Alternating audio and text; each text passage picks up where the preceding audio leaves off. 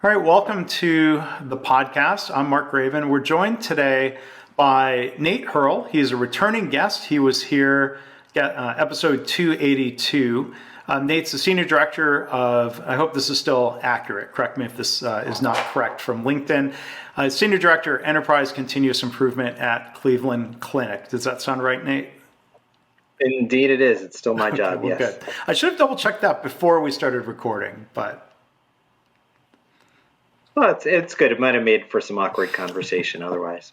This is not my podcast about mistakes, but I make mistakes anyway.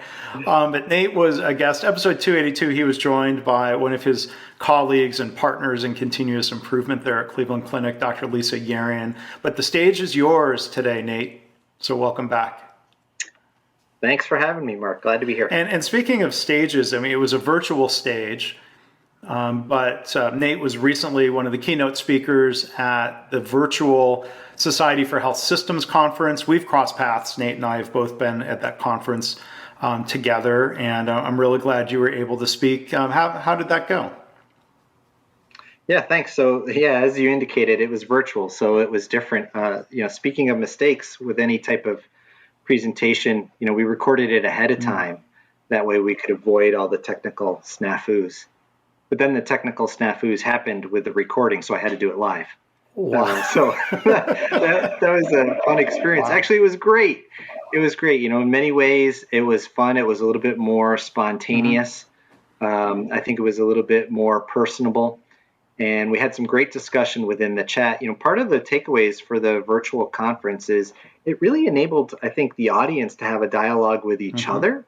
While I was sharing what we were doing at Cleveland Clinic, where they could build off each other in the questions. And so then, as we got towards the end, naturally the questions were teed up and we were really able to have some great dialogue. So, it was kind of one-way audio, but it was two-way in terms of communication. You miss seeing people's faces and knowing really how people are reacting to what's going on and what points might be resonating with them, or where their body language is indicating more curiosity and perhaps need to explain a little bit more. So we missed on that part, but overall, it was still great to be able to share what we've been up to over the last 10 years or so. So it's interesting, if you're on a live stage in a real room and people are texting back and forth, you don't see that. And I guess in a way, the chat maybe is a form of that. You get to see what people are thinking and reacting to. It's better than nothing, I guess.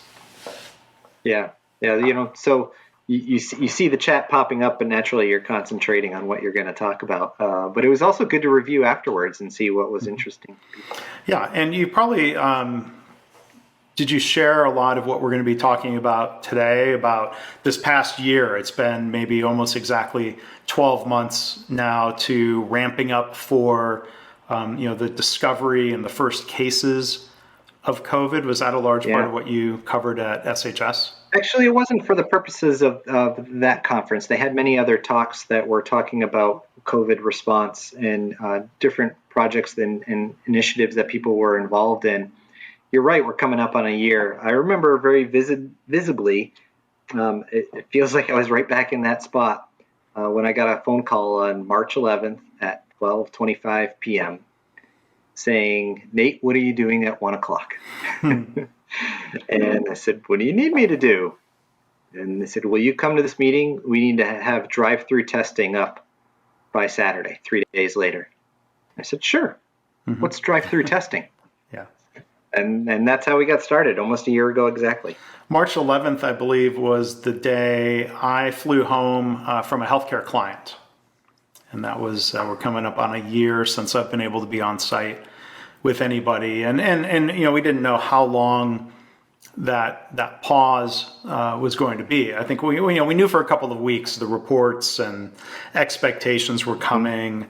But yeah, I mean, a year ago, we didn't really know what was in store for us. So, I mean, what happened then? You got that call, you have this mission, there's the urgency. What happened? And I think maybe the related question to weave in is building upon what you had already been doing, you and your colleagues at Cleveland Clinic, around lean and continuous improvement. Yeah, so No, I think there's a couple spots. So one, the fact that there was a phone call asking for help. I spoke to the previous relationship that we had built across the organization. And then specifically what they were looking for were really two things. One was to help get organized around thinking about how to solve this problem, right? We had a new problem to solve. This particular answer to what matters most didn't exist a month previous, right? We didn't need drive-through testing. And so all of a sudden it was a radical shift. But we had great clarity around that problem that we needed to solve. Drive-through testing up and running by Saturday. So they were looking for how do we get started? And as we worked through that over the next couple of days, and we'll talk a little bit more about that, then it was how do we make it better?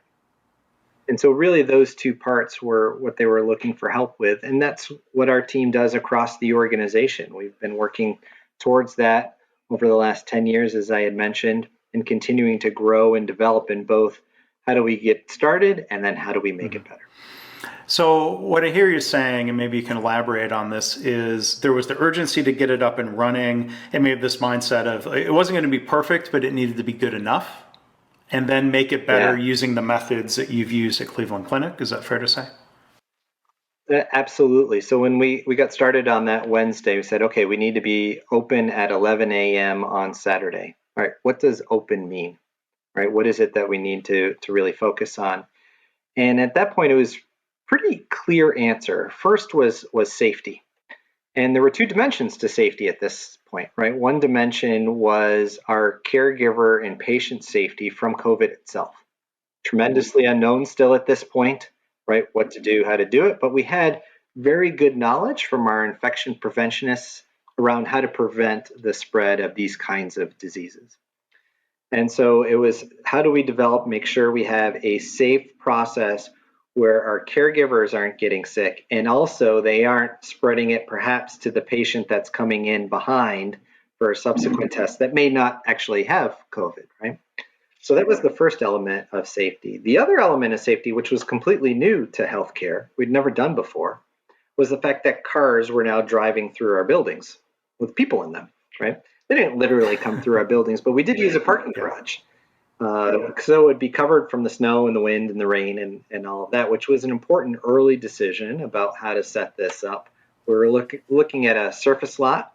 We're in Cleveland, Ohio. Believe it or not, the weather's not perfect every day like it is today.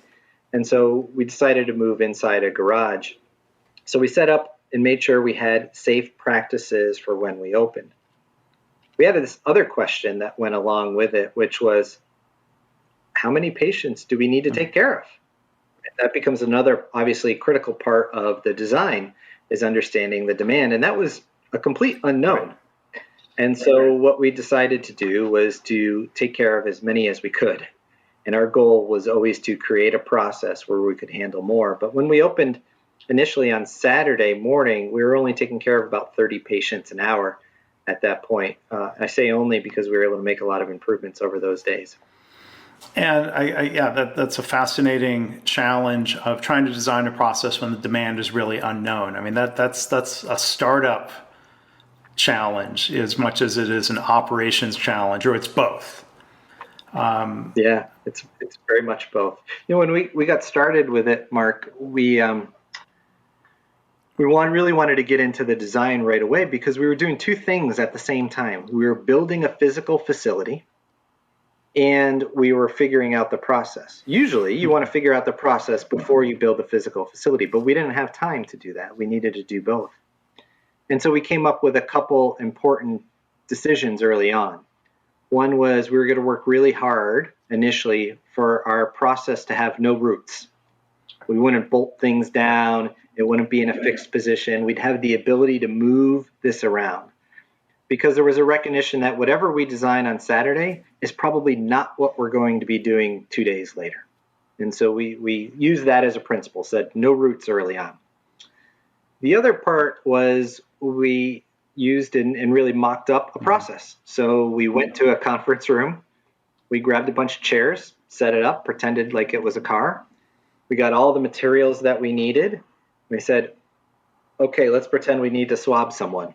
And so we kind of figured out what to do, and people would put gloves on, and then we'd kind of skip steps initially. And like, no, we need to do all these steps well, I would normally do this, but we really focused, and it took us about a day and a half. We were working through this process over and over and over again to make sure that we had something that we felt was safe, again, from a COVID perspective initially. We then built in the safe part around the fact that we had moving vehicles, and how do we ensure that our caregivers don't get hit by a moving vehicle, right? A really easy thing that can happen in that type of scenario. So we had to come up with specific methods that we use in terms of how the cars would index forward, and some things that within the lean world you'd say don't do that because that's going to hamper production. But we did it because we needed to maintain safety. Well, I mean, to me, I think, lean means safety first. And it sounds like you were putting some procedural methods in place, not just like some organizations, I wouldn't accuse you of this, but people might put up signs saying, like, be careful, there's people walking. Like, well, a sign can only do so much. What can you share some example of some of the procedural things that you put in place to really, if you will, error-proof against an accident or ensuring safety? Yep. Yeah. Good question. Because it is very much in the design, as you said, right? Asking people to be mindful. There's a big moving vehicle over there that could hurt you. People are going to try to do their best, but they're going to get distracted by something.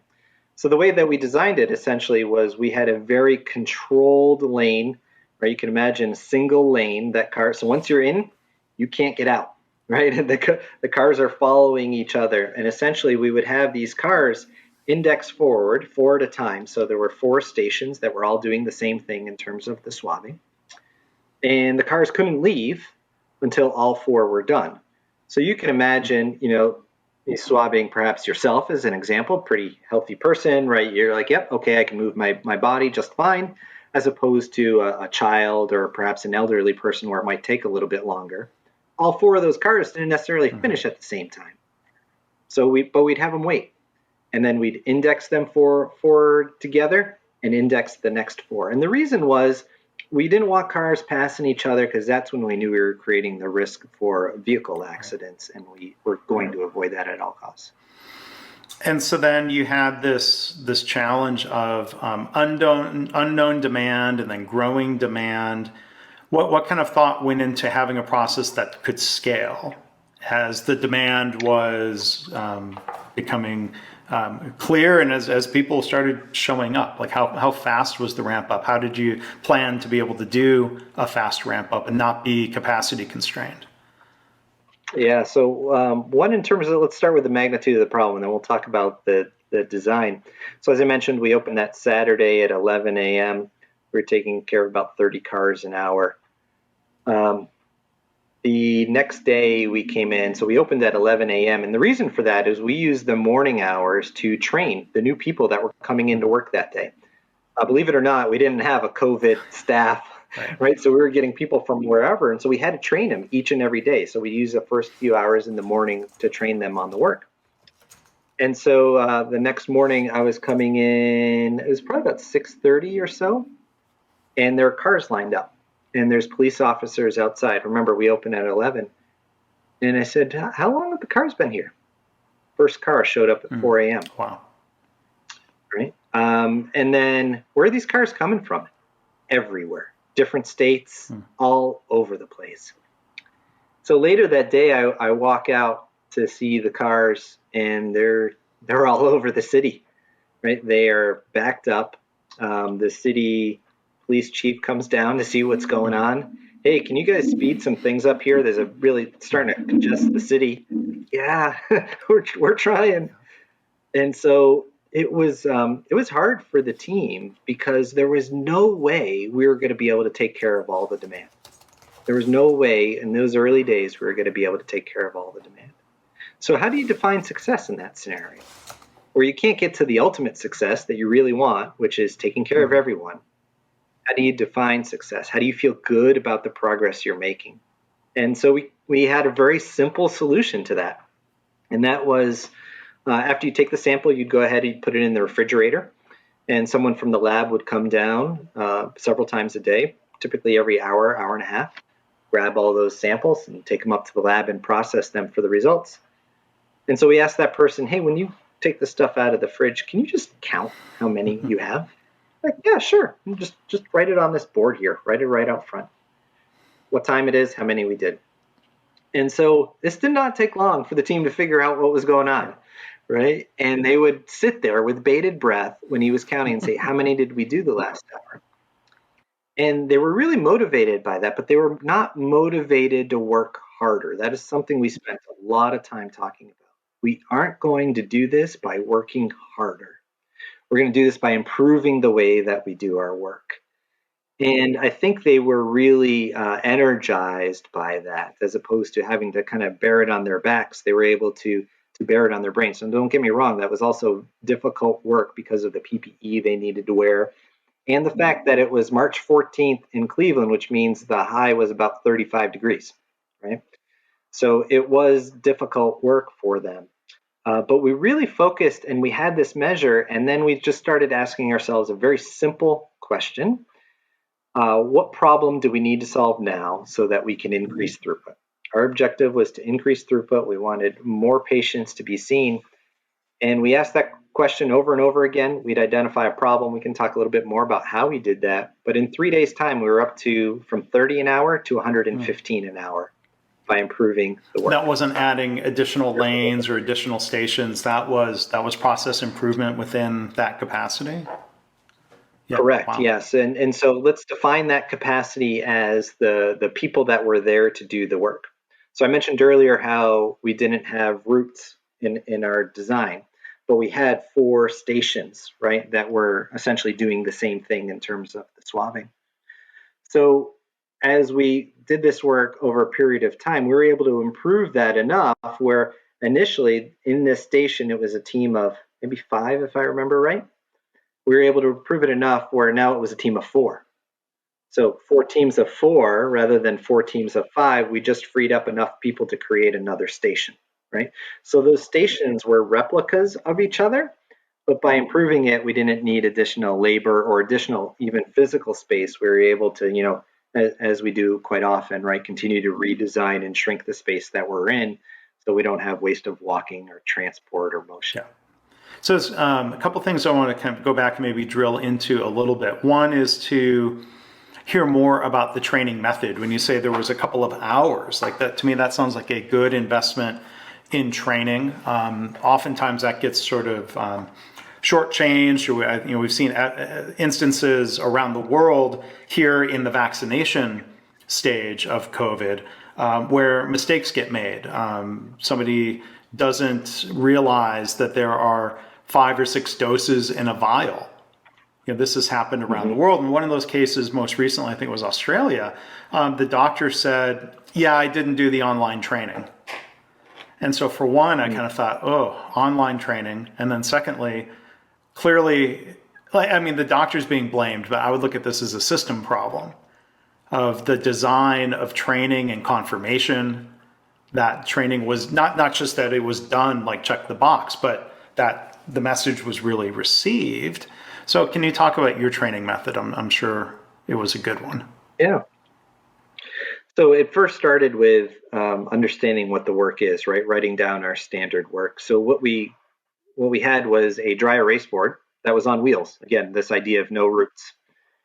Because we knew we didn't want people to have to memorize what the work is. So we positioned the dry erase boards where they could see it while they're working with the patient, right? And it would have these key steps as reminders. Oh, yeah, that's step 1. This is step 2. This is step 3. So we made it very visual. It wasn't, hey, we're going to train you in the morning and you have to remember all of this when you go out there 2 hours later and start to do it.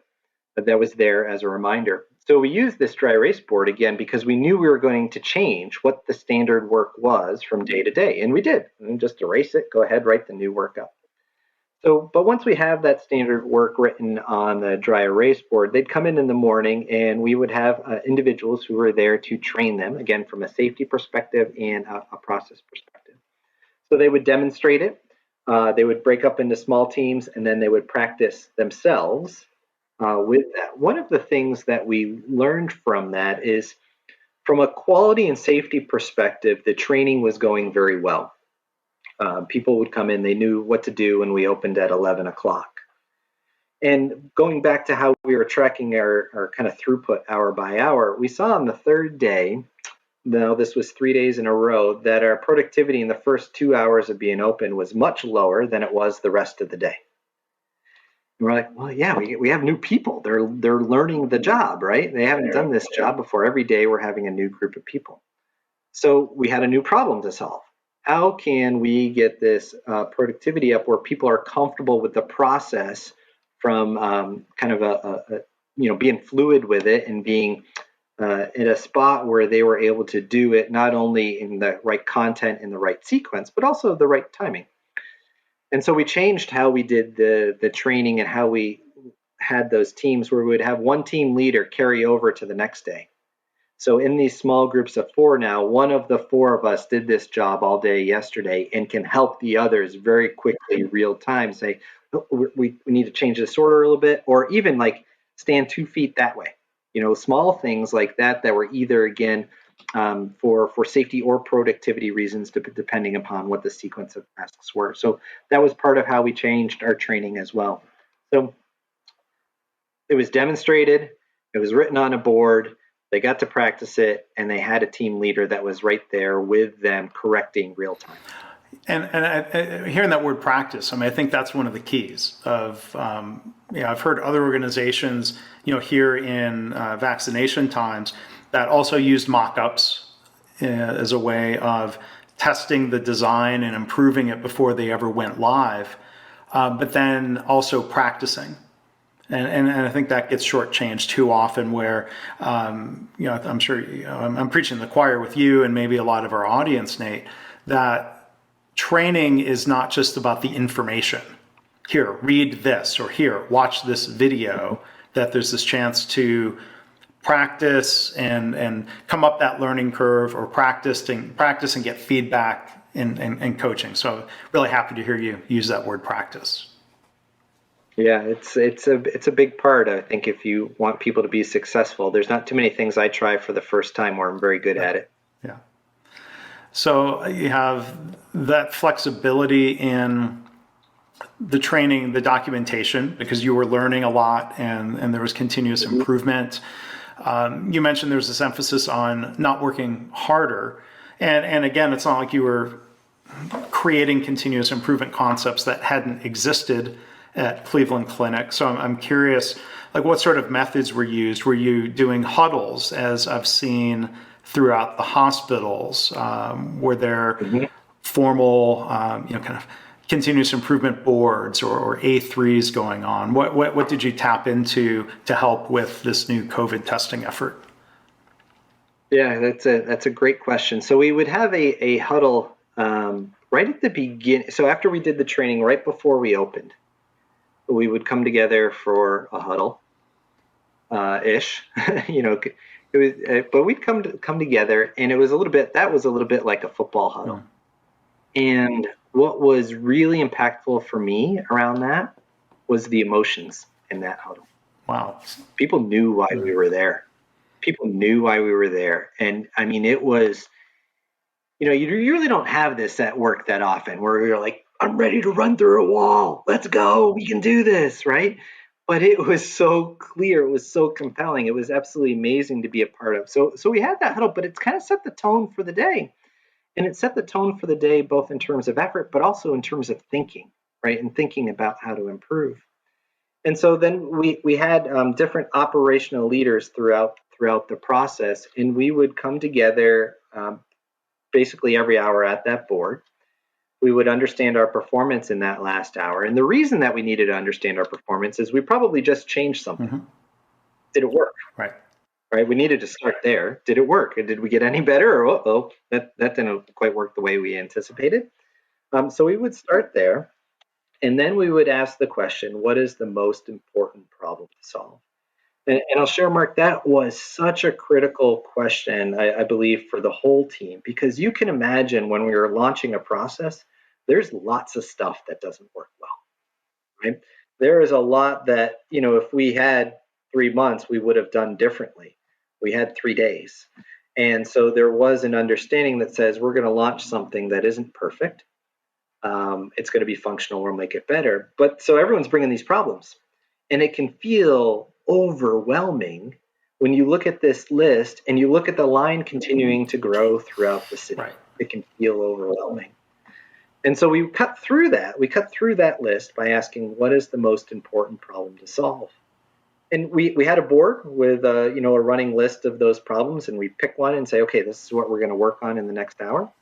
We'd assemble a small team to go and do that. And depending upon where that problem was, depended who was involved. If it was at the swabbing station, we'd work with the swabbers. We'd come up with ideas. We'd bring them forward. And one example around that, when we were working with the swabbers, we kind of came back to this age-old question: what's value added, right?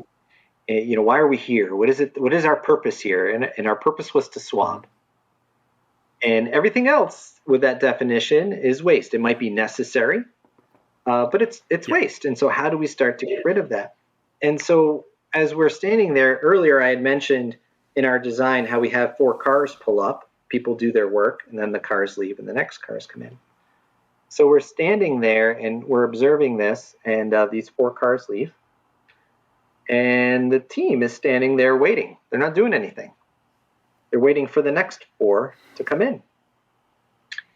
We say, wow, while we're standing there, we're not doing anything. How can we have those next 4 kind of right behind, right? So as soon as these 4 leave, boom, there's the next 4.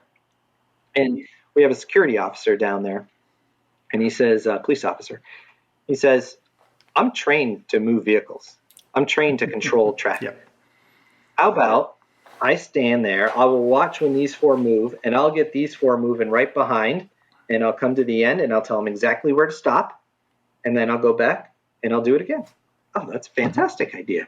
So we did that. That saved about maybe 10 or 15 seconds, which might not sound like a lot, but when you have a 3-minute process, it's huge, adds up. Right? It's huge.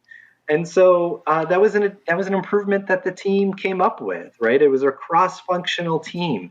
And so those types of examples were happening a ton over those 3 days. Were there any instances where, we've talked before about the tiered huddles at Cleveland Clinic. Was there any semblance of that where things that couldn't be addressed right within the team would get escalated?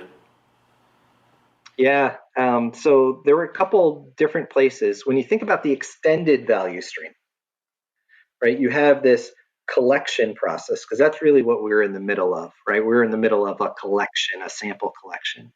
But downstream from that, you actually have running the samples, and upstream from that, you have all the supplies that need to come in. And upstream from that, you have all the ordering that needs to be done by the physicians to enable people to have these. So what happened early on, again, so much of this was unknown. So when we opened that Thursday, we said, any physician can place an order for a COVID test. Well, you can imagine probably what happened, right? Now, in retrospect, we didn't know. But at that time, lots, right? And then we said, and so that was something that got raised up. It said, whoa, we got way more orders here than we can ever handle, unfortunately, right? We don't want to be in that spot, but that was the reality. So we're going to have to reduce this in some way. And so that was a different problem for a different group to solve. And they would ended up making decisions about, based upon symptoms or risks, patients' comorbidities and such. So other groups handled that. Other groups helped handle supply chain related issues. So we were running low on the swabs themselves. And so that was a way that we were able to get more broadly connected to other parts of the supply chain. This wasn't as directly tied into our daily tiered huddles because this was more like hourly tiered huddles, right? Where it was just moving super fast. But the biggest issues would be raised at those levels, and we'd make sure our leaders were aware the following day. Hey, here's an issue. Here's what we did about it. Here's what our next steps are. And then in turn, other priorities would come back to us. So I think it was the second or third day, one of the priorities that came back to us is we need a way to test our own caregivers, right? How are we going to test them so that we can get them back to work? Because we also had this issue, right, of we don't want a potential caregiver who might have COVID working inside our hospital. So we need to figure that out relatively fast. So we had to develop a little bit different process that integrated into this overall one to be able to take care of our own Yeah. caregivers.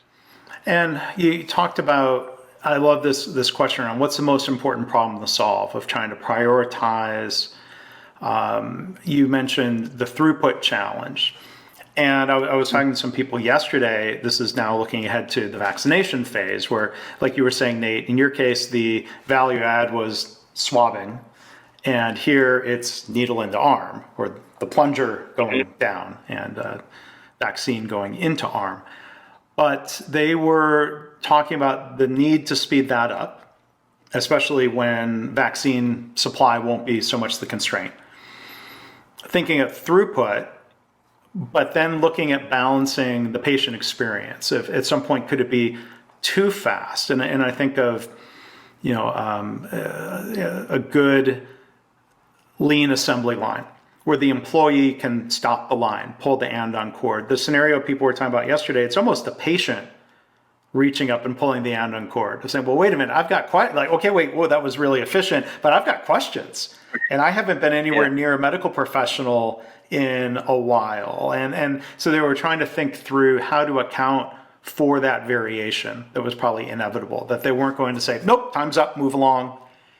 So I guess, my question for you is some of the thought process or experience around balancing out throughput and efficiency with what some of the patient's needs might be. I know obviously, patients first being the philosophy there at Cleveland Clinic. How did you think through some of that? Yeah, that's a great question because there's always issues that start to come up that are going to take a little bit longer. And so you work to address those that you can, within that moment. And then at some point, there's this recognition that says, hey, this is going to take us a little longer to resolve this particular issue. What we ended up doing within that drive-through is we did end up creating a spot where essentially a car could pull off into it's called a rest area. So we could have that longer conversation. And so we could move that work kind of outside and allow the rest of the line to continue. So that was an accommodation that we made that addressed two different things. One, patient has lots of questions. Maybe sometimes we would also, in those early days, most cars only had one patient that needed to be swabbed, but some would roll through with 5. And so you can imagine what that does to the overall process, right? And so we'd say, and initially it just slowed everything down. Hey, we got all 5 we got to do, slowed everything down. But then we figured out how to solve that problem. And that's when we created that rest area. Said, hey, that 5, no problem. You go over to this rest area. We'll take care of you there, and the rest of the process can continue. We would also be able to use that to address any longer length patient conversations or questions, because naturally there was everything was unknown at that point in time. So they had a lot of those questions. And what you're describing, that pull off, it reminds me of, let's say, what a Chick-fil-A might do. If there's a delay or a problem or some special order that interrupts the flow, and they're not the only ones who do this, but I think of Chick-fil-A because there was a case here with vaccination. I think it was around Atlanta, or I'm just thinking of Atlanta because that's where Chick-fil-A is based, of a Chick-fil-A store manager coming in and helping directing, kind of fixing some of the flow for a drive-through vaccination service, because he was building on his operations experience of a really busy drive-through line that in some cities also clogs up traffic if they're not flowing really well because their demand is really high at certain times of day. Yeah, there's a lot of similarities there. We again, this gets back into another improvement. At first, we said first come, first serve, right, when we opened on Saturday, which was why someone was there at 4 a.m. for us opening at 11.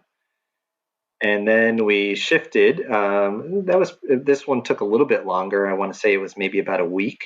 We shifted to appointments, right? We were able to figure out, but that was a whole problem that we had to solve because we don't schedule typically lab appointments. If you go in for a blood draw, you just walk in, right? Have a blood draw. So we didn't have a system set up that was equivalent for this type of process. We had a new problem that we had to solve where we wanted to spread out the demand a little bit. And that led to better patient experience too. I didn't have to wait in line for 10 hours, right? I could go down at my assigned time and get through there. Now people tell me they get through in about 15 minutes. So lot better. So one other thing a lot of organizations had to do around the country was set up additional hospital bed capacity, convention centers and arenas and other settings, and boats, Navy boats being docked off New York because there was so much unknown. How many beds, ICU beds would be needed? You went through a similar process. I was wondering if you could talk a little bit, shifting now from that early testing phase to the unknowns and the planning and the design around additional beds. Yeah, so it was probably about maybe 2 to 3 weeks after we got the testing up and running, somewhere in that neighborhood, where we were our next problem to solve, as you were getting at, is we were concerned about how many patients we would end up having to care for, that we weren't prepared. And so we had a lot of surge plans that were inside our hospital, right? Let's use this space and let's use this space. But as you were describing, people knew we were going to run out of room.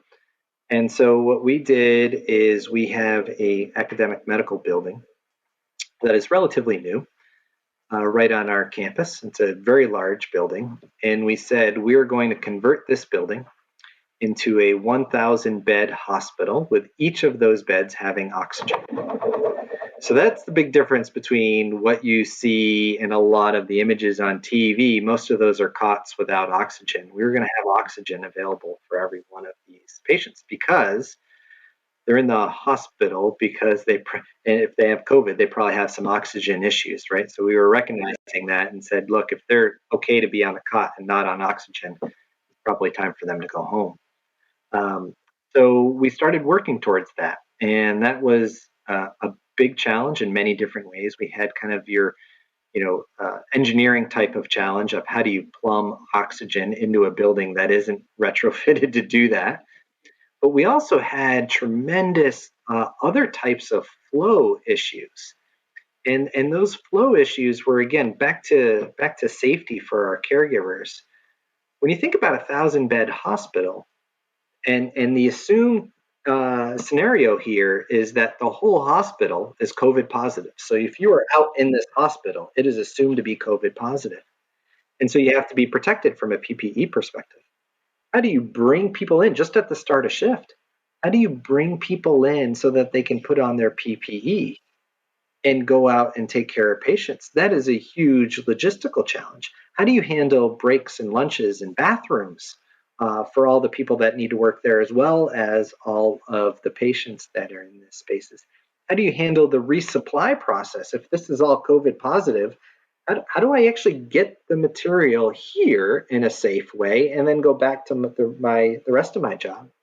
How do we run samples back and forth between this building and our lab? So we had all these flows that we had to figure out, and we had 3 weeks to do it. 3 weeks to build a 1,000 bed hospital. Thankfully, the building was already built. No, we didn't have to wait for that lead time, but we did have to retrofit a lot. And so, similar to our drive-through experience, we did lots of simulation. So we would identify, again, all these problems, and we had this huge whiteboard that was probably about 40 foot long in this room, because, as I mentioned, it was a teaching location, so they had good whiteboards for us to be able to use, which any industrial engineer's dream. It was the space. So we would use this, and we'd make a list of all the problems and all the issues we need to figure out, and then we would say, okay, which one do we need to work on now? Because we knew we were working towards, ideally we're going to have all this stuff figured out, but we knew we needed to figure out a couple things early on, because the engineering and construction team needed some answers. They needed some answers that say, okay, if I'm building a space for people to don their PPE, how big does it need to be? What do you need in this space? Because I got work I got to go do, but I need you to tell me the design criteria around this. And so we would kind of figure those out together, and we would do lots of walkthroughs and mock-ups, and then they'd launch an engineering construction team, and poof, a couple days later, there it was. It was absolutely amazing. We're fortunate. We never had to see a single patient in that hospital. So I look at that also to say we have the only hospital that never had any quality or safety issues. So I was kind of proud of that, but that's probably because no patients came in, thankfully. Right. Those construction crews probably had the same mindset you were describing earlier of, having the sense of purpose and urgency, and I'm going to run through walls. And maybe there were times they did have to run through walls with the piping or what have you. But I'm sure that motivation, again, was really powerful. People asked, how come we can't do this, like get all this done, right? As quickly as we did at the beginning of COVID in our normal work, right? They asked that question a lot. And I think it's, as we're doing some reflection on why is that the case? Why were we able to get this done? And I think it first starts with incredible clarity of purpose, real clarity of purpose. Drive-through testing, open run by Saturday at 11 a.m. That was the charge to the team. And the team was then charged with go figure out how to do this. They didn't have all this other stuff that they needed to consider, right? But it was a great, clear purpose, and the team could work towards that. So I think that was one. The second was obviously, and this was a key, just incredible focus on that, right? In terms of the energy and the resources and the intensity. I used to be, back before I joined Cleveland Clinic, I worked for Kodak, and we did a lot of rapid improvement events there. And I learned a ton through those, and those were very useful. And we made many, many improvements, and they were very tiring. They were very tiring, right? Because of the level of intensity. And people were able to do this during the time of COVID, right? We were all digging much deeper than we had before. And we were fueled by that. But you can't necessarily work in that level of intensity for 15 At what years, point does right? fatigue or burnout or kick in, right? Is that a sustainable pace? It's a good question. Right. So that pace is probably not sustainable, but the idea that says, hey, we're going to carve people out to focus on this problem and provide great clarity around what this problem is that we're trying to solve, I do think those are two things that we can take away from the last year. And I'm sure, that purpose included the clarity around what needed to be done by when, but the why was really powerful. This was not an arbitrary, let's just do it and rush just so someone could check a box in some plan. I mean, there was real community need, medical need, organizational need. There's probably the most powerful why, right? It was when you knew you were there for everybody else. You were there for your family. You were there for your friends. You were there for people you didn't know. But everybody was in it for the same reason. So the why was incredibly strong. Yeah. I've heard a number of cases, different health systems, where as clinics started to open back up, the need for telemedicine was now very clear and urgent. It was no longer a nice to have thing on a roadmap. It was right there, needed to be done. And I've heard a number of executives say that our 5-year plan turned into a 3-week implementation, which is an interesting lesson around nice to have versus must have, optional versus required. Yeah, we had the same situation in our organization, right? Visits went way down, in-person visits went way down, virtual visits went way up. It's something we've had on our plan and has been part of our interest for many years, and we have been doing it. But the amount just went absolutely through the roof. And I think it's another example of once we have some good clarity, one, there also becomes a little bit more acceptance of something not working exactly right. So we had some technology issues, right? You're trying to ramp up this, and just like we all had at home with Zoom or Teams or whatever, right? Internet speed, so on and so forth. There were some different technology issues, and so we had some of those early on. And we've made improvements over the last year in the technology to make it more robust, repeatable, reliable for both our providers who are on one end as well as our patients who are on the other end of that visit. But it was early on, okay, we know it doesn't work exactly right, but I really want to see you to talk about, perhaps it's your diabetes or whatever issue is really important, and we don't want to let that go We need to have this dialogue and this conversation. It's very important to do that. So we've seen tremendous changes over the last year. Our goal this year, we're looking for about 20% of our outpatient visits to be virtual. So we want to maintain that. We think it's great for the patients. I know when I'm a patient, I absolutely love it. I um I do way more virtual than I do in person now, and I think I'll stay that way forever. It just saves for Yeah. me, right? Saves time in the car and all that other I stuff. mean, that compelling value proposition was the reason why it was on roadmaps and why it was planned, and that day is now here. One data point, the one and only virtual visit I've done, it's maybe a month ago, and I was told, log into the video visit 15 minutes early. And to be honest, I kind of rolled my eyes and said, great, I'm going to log in. And how long am I going to sit there? I could multitask, kind of like if I was in a waiting room, I have a phone or a book or something with me. So, all right, well, they want me to log in 15 minutes early. I'm a rule follower. I logged in 15 minutes early. And I was pleasantly surprised the provider got into the video visit 10 minutes before the scheduled time. And we were done. It was very quick, kind of follow-up kind of thing. And it was all done before the scheduled time arrived. So I thought, well, great. I didn't just replace waiting in an exam room with waiting at home. I don't know if I was lucky or, but anyway, I was really happy with that outcome.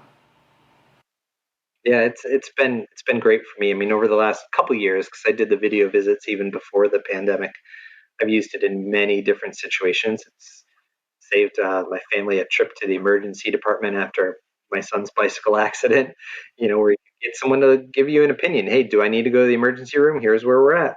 And, as a parent in that scenario, you want to make sure your child's safe, of course. So it was affirming to hear a medical professional give us the direction of what we needed to do. So I think they're here to stay. And, the inventions by every organization were absolutely tremendous. Video visits were one of those. So we've covered, kind of the testing phase and planned ramp ups and starting to get back to care and the different changes that have taken place. So maybe the last thing we can touch on is vaccination, a new ramp up, a different process. Mm-hmm. I was wondering, Nate, if you can share, a little bit of the story there and the process and what you've learned and what you, I'm sure, are continuing to learn. Yeah, so we've had a great team work on the vaccination process. I was very involved, personally involved in those first two examples. Not as involved in the vaccination personally, but our team has been. Holly Bourne from our team has been doing a tremendous job in that space, along with our pharmacists and our nurse and again our construction people, so on and so forth. They followed a lot of what we created early on, and you were describing that, Mark, in terms of let's develop what we think could work. Let's practice it. Let's mock it up. And let's make sure we have clear, robust process in order to be able to handle this. And, I've been fortunate. I've been able to go through and get my vaccination. So, as I'm sure we do in any process we tend to enter, we kind of watch it with a certain eye, right? Hey, let's take a little closer look at this. And my observation in the vaccination process is one, um, it is an efficient process in that you come in, you check in, you say who you are, and then you go in, and in our case we have small little tents set up for privacy. It's inside a ballroom in a hotel that is attached to our campus. And after you have your vaccination, any questions? Nope. And I thought this was the best part. So when we go around, we want to make sure that patients don't have an allergic reaction. And so now you have a lot of people to keep track of. How do you make sure that they actually stay for that 15 minutes and make sure they're okay? And so they just give us timers, right? Timers. They press start. Counts down 15 minutes. They go have a seat in any of these seats. Timer goes off. You bring it back up. They clean it. Like one of these little just kind of person. digital timers. It's like the size of a business card kind of timer. Yep. Exactly. Exactly. And I thought that was a fantastic way because, you have so many people coming through. how do you know, how does any individual keep track of 15 minutes? And I thought that was just an ingenious approach to put it in the hands of others, literally with a timer. When this goes off, you're free to leave, and that has worked really well. So we've been in the middle of vaccination within the state of Ohio, and that's, again, I would say there's some similarities to what we were describing in the drive-through testing, right? You have the whole process of what the patient sees in terms of the actual vaccination administration, but then you have the whole supply chain, the supplies beforehand, right? Keeping it really cold, making sure that you take it out so you don't waste it. So again, figuring out all of those details of where are we going to put these special freezers? How are we going to get it from point A to the point of actual administration? How are we going to make sure that it has the appropriate time to thaw? And obviously, most importantly, how are we going to make sure that we don't waste these precious resources, right? Again, very, very common items to what we're used to when we think about process, right? We don't want waste. We don't want scrap that's thrown away. If we're making aluminum cans, we don't want to waste the aluminum. In this case, it's even more precious, right, in terms of what that vaccination represents for people. And so we created processes to make sure that we didn't have waste, and that was having a standby list. We were very early on. We created the standby list where we could call people. It says, "Hey, we had 5 no shows today. Would you like to come down? You're next on the standby list." And going back to just two little details I'm curious about. When you talk about the privacy, I've seen a lot of videos and pictures of different setups. Is the privacy a matter of, I guess if you're in a warm weather climate, people might have short sleeve shirts. In Cleveland, if it's cold and people have sweaters, and I guess getting access to arm may require a state of undress that people would want privacy for. Yep. Yeah, that was certainly a big driver in it. Recognizing that when we started to administer, it was still pretty cold outside, so people were coming in with their coats and their sweaters and those types of things. So that certainly enables it. And I think it's part of our patient experience element as well. You were describing that earlier, right? How do you keep patients first? And so I think it creates a tighter connection between the nurse or whomever is administering the vaccine and the patient themselves. It creates a space for dialogue, for questions, a little bit more calm in that particular moment. There's obviously, as we know, there's a degree of nervousness for a lot of people. A lot of people are excited about it, and a lot of people are nervous about it. So it gave them a space to be able to ask questions that was kind of a little bit insulated from the rest of the public. Yeah. Just thinking of clothing, and you might not have saw, but Dolly Parton put out a video of her vaccination at Vanderbilt. I heard about it, but I have not seen it yet. It's It's on my cute. list of things. She's it's very funny, but she's sending an important message of encouraging people to get vaccinated, and she wore a top, and I forget what my wife called it. I was like, oh, that's a such and such top. Something, but the short, she had cutouts, so it was a blouse, a long sleeve blouse, but just the style of the blouse had cutouts in the shoulder and enough down into her arm that gave a perfect window. I mean, that was an intentional choice, I'm sure, on her part. A perfect window for the vaccinator to come in with the needle. Yeah. Yeah, it's a kind of taking the setup steps, right, and going from internal to external, single minute exchange of dye principles. Dolly Parton was all over it. It sounds like. Yeah, and I talked to somebody else yesterday when you talk about that external setup. They had set up basically for each lane of people being vaccinated 2 teams, and basically it's just kind of flipping in, flipping out, doing the setup, and then coming in to work with the patient, and then team 2 is prepping and just having this constant cycling through to minimize the time. In that video with Dolly, she actually gets a little impatient. She's being cute about it, but she's getting a little impatient and fussy with the doctor because he's fiddling with, I think, opening the syringe package and the stuff that you and I would look at and say like, oh, that should have been externalized. Don't make Dolly, don't make any patient wait. You could do that in advance. Yeah. So it's really interesting to see how people are innovating and doing things to help improve flow. So we did that within the drive-through. We chose not to do it within the vaccination, and I think because there's a design difference.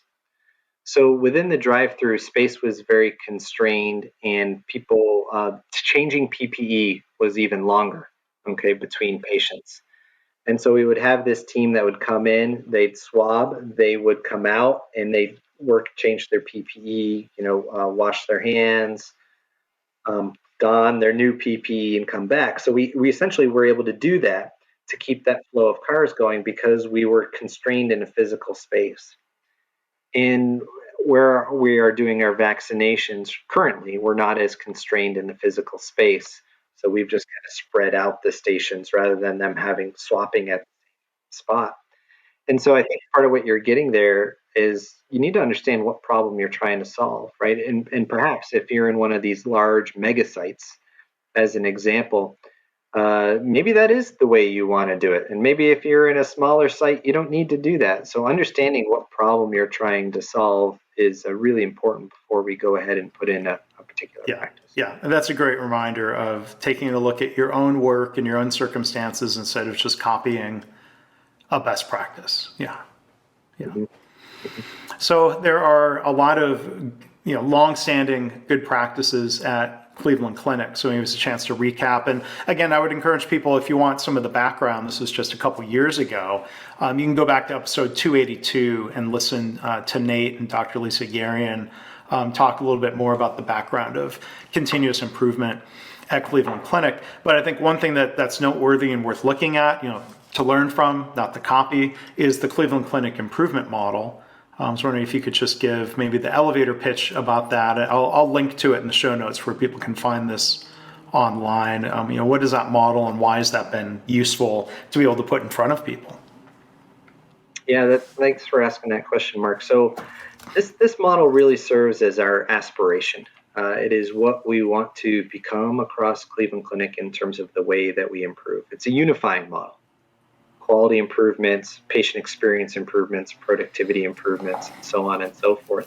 And really what we do within the model is we outline the behaviors that we're looking for, the behaviors of senior leaders, managers, and those that are doing the work each and every day. Because we all have different responsibilities, and it's how those connect that really drive our ability to improve.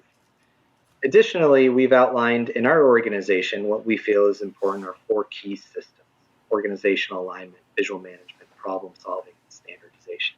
We feel those are important for us. For a different organization, it might be a different set of systems.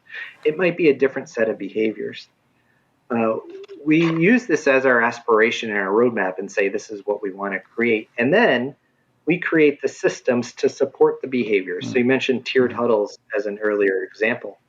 That is a system that we created to help our organization identify and solve problems each and every day. We do it throughout our organization every day, where we are looking to understand what problems are getting in the way of providing care and solving and resolving those problems, as well as understanding our daily operations. So we create these systems that support the behaviors. Just before I came on with you, we were actually looking at the improvement model because every year we revise it. Right. We improve it. We realize that our organization continues to evolve and change. And so I was with a cross-functional team, people from other parts of the organization outside of our continuous improvement team, getting their input on potential changes to the improvement model. And so we, as you like to say, we improve the way we improve. And that is something that we take really seriously. And I was just starting to look through the past years and say, maybe there's a story here. If I go all the way back to the first one in 2014-15 and look at each year, what's the story of how it's changed and evolved over time? Part of that story is it has evolved as Cleveland Clinic has evolved. Our focus on patients, empathy, our focus on high reliability, our focus on speaking up, all of those things are becoming stronger and stronger parts of our improvement. Yeah. There are certain principles that are very consistent. Like patients first, I imagine, is forever a foundation at Cleveland Clinic, but then some of the details and the specifics within the frameworks of values and principles then evolve and change. Very true. So I hope everyone will go check that out. I'll make sure I'm linking to the latest revision. And then maybe just one last question, and maybe we can leave this as a teaser for a future episode. Perhaps like when things calm down a little bit. you've had the opportunity to use process behavior charts, a topic near and dear to my heart. I won't go on and on about it, but it's a method from that I've shared in my book, Measures of Success. I was wondering, again, maybe just on an elevator pitch scale, if you could share just a little bit, and we can dive into that deeper some other time. Yeah, I'd love to have that conversation because I think it's fundamental to these problems that we try to solve as continuous improvement professionals, as we try to solve as an organization. And that is back to this question of first, what matters most? Which problems am I trying to improve?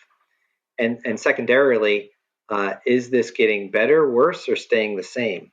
Because that helps reinforce what problems I need to solve. So we've started to use them with the majority of our measures so that we can look at our performance over time and we can say things like, hey, this is essentially the same. It's not getting better, it's not getting worse. And maybe for this particular measure, that's okay.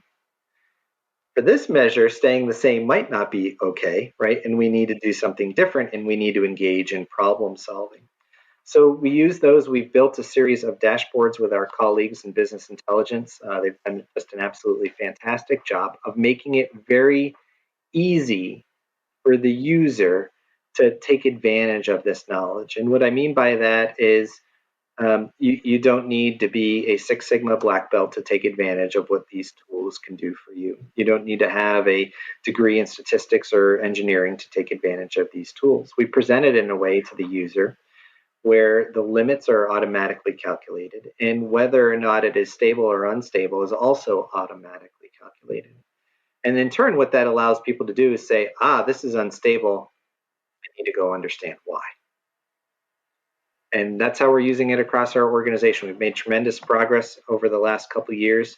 We had you visit us a few years ago and share this kind of the thinking in your book with the team. And it has been absolutely fantastic and allowed us to talk about the things that are most important.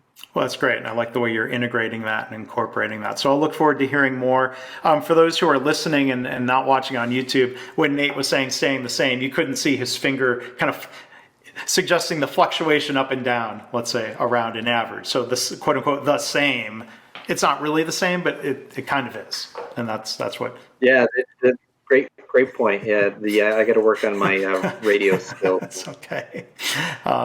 And for those of you who are just listening, you don't see that Nate is enjoying a bright sunny day in Cleveland, Ohio. So Nate, thank you for not being outside in the sun and enjoying that. Thank you for being here on the podcast with us. And thank you for sharing, the important work that's being done and continues to be done at Cleveland Clinic. I really appreciate you being able to share that with us today.